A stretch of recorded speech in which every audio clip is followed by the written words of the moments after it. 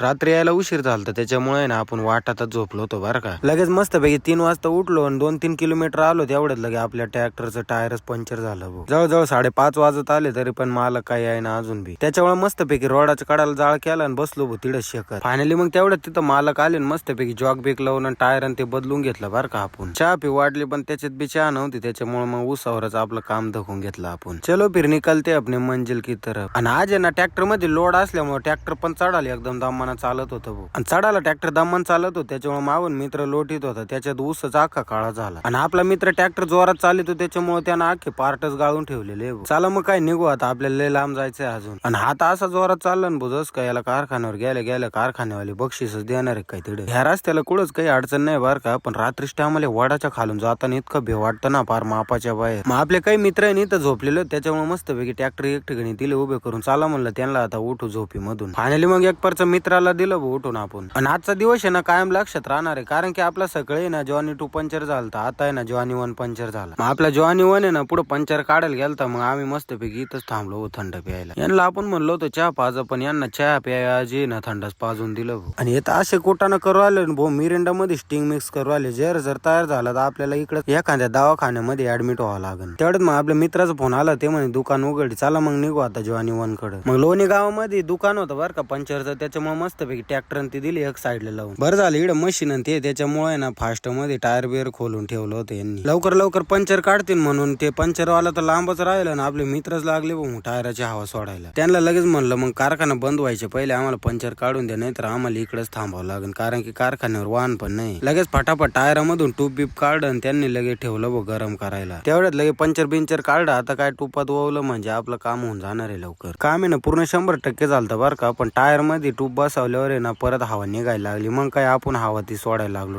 Double tyre खोलायचं ऐकल्यावर मित्र लागले हो पळायला. ते म्हणे मग आम्ही जातो तुम्ही या मागून आम्हाला उशीर होईल म्हणे कारखान्यावर जायला. त्याच्यात पण आपल्याला कळलं बरं का लाईट आहे ना डायरेक्ट 2-3 वाजता येणार. मग काय मित्रासोबत आम्ही निघलो गाडी बैलची शर्यत बघायला. फायनली मग एक परची मस्तपैकी गाडी दिली पार्किंगला लावून चला म्हणलं आता बघू गाडा बैलची शर्यत. आणि इथं तर जिकडं नाही तिकडं निसता बैल आणि गाड्याच दिसत होते. ते सगळं जाऊ दे भाऊ पण बैलगाडीची शर्यत बघायला मजाच येते बरं का. लगेच मस्तपैकी लय बैलांची शर्यत बघितली ना आपण निघलो बरं का वापस कारण की लाईट आहे ना आलेली होती. फायनली एक परचा पोहोचलो भाऊ मग ट्रॅक्टर पाशी. लगेच फटाफट टायराचं पंक्चर काढून बसवलं निघलो भाऊ आपल्या मंजिलकडे. आणि तुम्हाला सांगू का हा दिवस आहे ना अख्ख्या सीझन मधला एकदम भांगार दिवस होता बरं का. तर मित्रांनो व्हिडिओ आवडला असेल तर नक्की लाईक करा. भेटूया नेक्स्ट व्हिडिओ मध्ये. Bye bye.